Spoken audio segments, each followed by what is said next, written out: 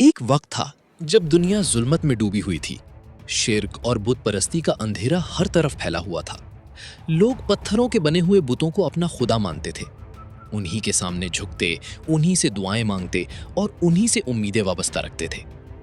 ایسے وقت میں اللہ تعالیٰ نے حضرت ابراہیم علیہ السلام کو حق کا علم بردار بنا کر بھیجا، ایک ایسے نبی جن کے دل میں صرف ایک اللہ کی محبت تھی۔ انہوں نے اپنی قوم کو توحید کی دعوت دی۔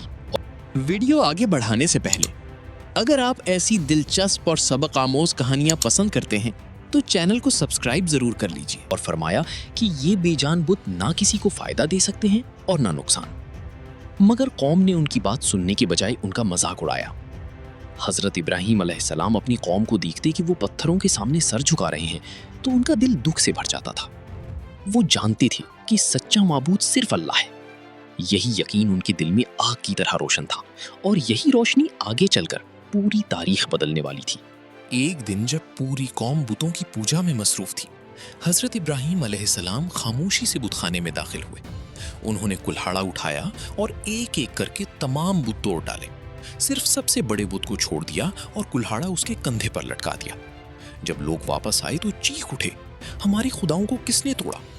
حضرت ابراہیم علیہ السلام نے فرمایا، شاید اس بڑے بت نے یہ سب کیا ہو، اگر یہ بول سکتا ہو۔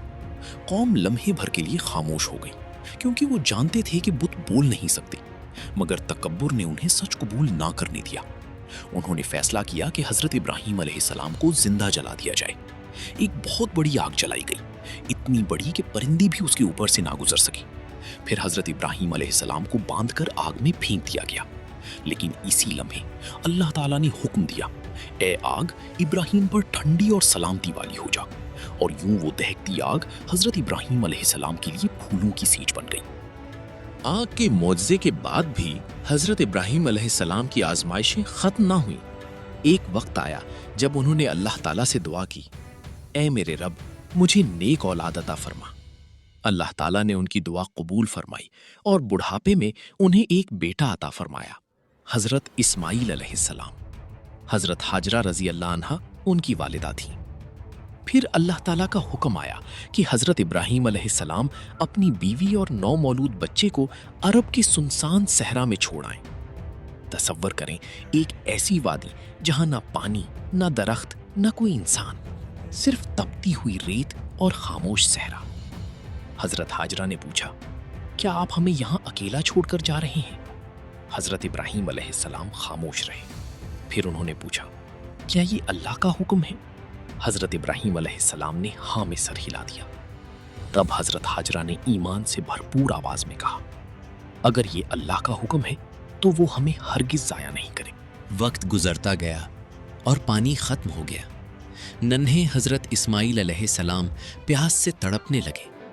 حضرت ہاجرہ رضی اللہ عنہا بے چین ہو کر پانی کی تلاش میں صفا اور مروہ پہاڑیوں کے درمیان دوڑنے لگیں۔ وہ ایک پہاڑی سے دوسری پہاڑی کی طرف جاتی، پھر واپس لوٹتی۔ 7 مرتبہ انہوں نے یہ چکر لگائے۔ سورج کی تپش، صحرا کی گرمی اور ماں کے دل کی بے چینی ہر لمحہ بڑھتی جا رہی تھی۔ وہ ہر طرف پانی تلاش کر رہی تھی، مگر دور دور تک کچھ نظر نہیں آتا تھا۔ پھر اچانک جب وہ واپس آئیں تو دیکھا کہ حضرت اسماعیل علیہ السلام کے ننھے قدموں کے پاس سے پانی کا چشمہ پھوٹ رہا ہے۔ یہ زمزم تھا، ایک ایسا معجزہ جو قیامت تک باقی رہنے والا تھا۔ یہ پانی حضرت جبرائیل علیہ السلام کے پر مارنے سے نکلا تھا، اور اللہ تعالیٰ نے حضرت ہاجرہ کے صبر اور توکل کو ہمیشہ کے لیے امر کر دیا۔ رفتہ رفتہ وہاں قبیلہ جرہم آ کر آباد ہو گیا۔ حضرت اسماعیل علیہ السلام اسی ماحول میں بڑے ہوئے۔ وہ نہایت صابر، بہادر اور اپنے والد کی طرح اللہ کے فرما بردار تھے۔ وقت گزرتا گیا اور حضرت اسماعیل علیہ السلام جوان ہو گئے۔ پھر ایک دن حضرت ابراہیم علیہ السلام برسوں بعد مکہ واپس آئے تاکہ اپنے بیٹے سے ملاقات کر سکیں۔ باپ اور بیٹے کی ملاقات جذبات سے بھرپور تھی۔ ایک طرف برسوں کی جدائی، دوسری طرف محبت اور اللہ کی رضا کا رشتہ۔ حضرت ابراہیم علیہ السلام اپنے بیٹے کو دیکھ کر خوش تھے، اور حضرت اسماعیل علیہ السلام اپنے والد کا بے حد احترام کرتے تھے، لیکن انہیں معلوم نہ تھا کہ اب ان کی زندگی کا سب سے بڑا امتحان قریب آ چکا ہے، ایک ایسا امتحان جس کی مثال رہتی دنیا تک دی جائے گی۔ ایک رات حضرت ابراہیم علیہ السلام نے خواب دیکھا کہ وہ اپنے بیٹے کو اللہ کی راہ میں ذبح کر رہے ہیں۔ نبیوں کے خواب وہی ہوتے ہیں، اس لیے یہ کوئی عام خواب نہ تھا۔ دوسری رات بھی یہی خواب آیا اور تیسری رات بھی۔ تب حضرت ابراہیم علیہ السلام کو یقین ہو گیا کہ یہ اللہ تعالیٰ کا حکم ہے۔ انہوں نے حضرت اسماعیل علیہ السلام کو بلایا اور فرمایا، اے میرے بیٹے، میں خواب میں دیکھتا ہوں کہ میں تمہیں اللہ کی راہ میں ذبح کر رہا ہوں، تمہاری کیا رائے ہے؟ حضرت اسماعیل علیہ السلام نے فوراً جواب دیا، اے ابا جان، جو حکم آپ کو ملا ہے اسے پورا کیجیے، انشاءاللہ آپ مجھے صبر کرنے والوں میں پائیں گے۔ یہ جواب صرف ایک فرما بردار بیٹے کا نہیں بلکہ ایک سچی مومن کا جواب تھا، جس کے دل میں اللہ کی محبت ہر چیز سے بڑھ کر تھی۔ پھر وہ عظیم لمحہ آ پہنچا۔ حضرت ابراہیم علیہ السلام اور حضرت اسماعیل علیہ السلام اللہ کے حکم کو پورا کرنے کے لیے میدان کی طرف روانہ ہوئے۔ راستے میں شیطان نے 3 مرتبہ انہیں بہکانے کی کوشش کی۔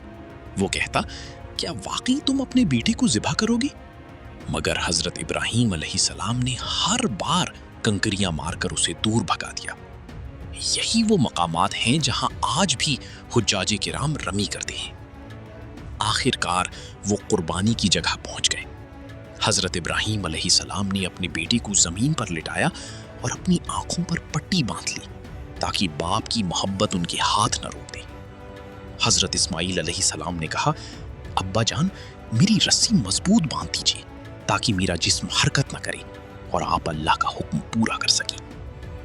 یہ منظر زمین و آسمان کے لیے ایک عظیم قربانی کا منظر تھا۔ جیسے ہی حضرت ابراہیم علیہ السلام نے چھری چلائی، اللہ تعالیٰ نے حضرت جبرائیل علیہ السلام کو حکم دیا اور آسمان سے ایک عظیم دمبا نازل کیا گیا۔ آواز آئی، اے ابراہیم، تم نے اپنا خواب سچ کر دکھایا۔ بے شک یہ ایک بہت بڑی آزمائش تھی اور تم اس میں کامیاب ہو گئے۔ اللہ تعالیٰ نے حضرت اسماعیل علیہ السلام کے بدلے وہ دمبا قربانی کے لیے بھیج دیا۔ یہی وہ عظیم واقعہ ہے جسے آج بھی پوری دنیا کے مسلمان عید الاضحیٰ کے موقع پر یاد کرتے ہیں۔ لیکن اصل قربانی صرف جانور کی نہیں بلکہ اپنی خواہشات، اپنی انا اور اپنی ضد کو اللہ کے حکم کے سامنے قربان کرنے کا نام ہے۔ اللہ تعالیٰ کو نہ گوشت پہنچتا ہے اور نہ خون، بلکہ وہ ہمارے دلوں کا تقویٰ دیکھتا ہے۔ یہ واقعہ ہمیں سکھاتا ہے کہ جو شخص اللہ کی رضا کے لیے قربانی دیتا ہے، اللہ تعالیٰ اسے کبھی ضائع نہیں کرتا۔ اگر آپ کو یہ ایمان افروز واقعہ پسند آیا ہو تو ہمارے چینل کو سبسکرائب کریں، ویڈیو کو لائک اور شیئر کریں اور کامنٹس میں ضرور بتائیں کہ آپ کو اس واقعے کا سب سے زیادہ متاثر کن پہلو کون سا لگا۔